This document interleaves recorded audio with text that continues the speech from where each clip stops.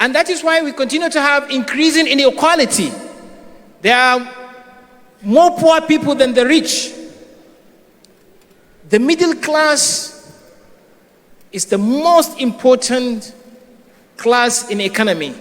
If you want to build a resilient economy, you must start by building a larger and stronger middle class. And that is the class that young people, at least, they deserve if they work for it. Unfortunately, even if we work for it, we don't fit into the middle class. With the pressure mounting, the middle class is shrinking. And if the pressure comes down from the top, it squeezes the people in the middle class to the bottom class. And if the pressure goes down, people that were already at the lower class, and if the pressure push harder, where would they fall to? Grave. And that's why people are dying. Because if the middle class drop to the bottom class, those that were already at the lower class, they will quit, they will leave. And that is the big challenge. How do we see young people back to the middle class and grow the middle class to reduce the pressure?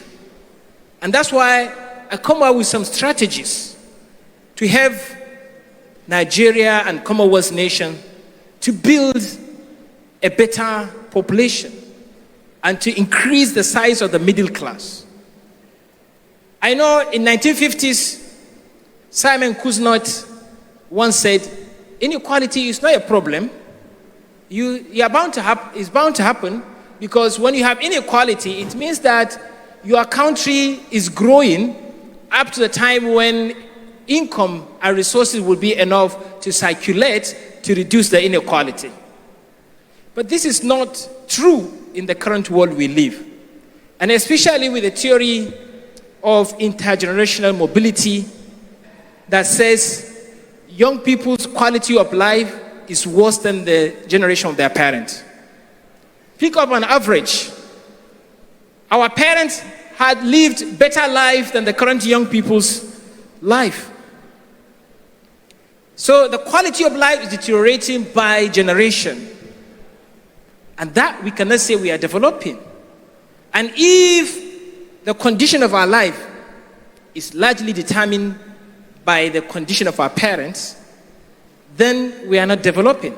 Because if our parents are poor, tendency is that we are going to grow up poor. Because education and all basic access that we need for development are subject to money. And if our parents don't have the money, we lack those opportunities and resources. And then so we are likely to grow poor. And the children of the rich are more likely to be rich. And the children of the poor are likely to be poor. That's not a sign of development. Development is when, even if your parents are poor, you stand equal chance to be whoever you want to be in life. And that's why even in the Commonwealth indicators, Singapore is one of the best, came number one in terms of development.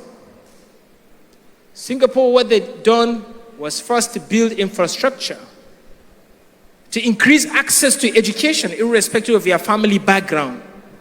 Because with education, there's no limit to what you can become. And that makes success level. They also manage their population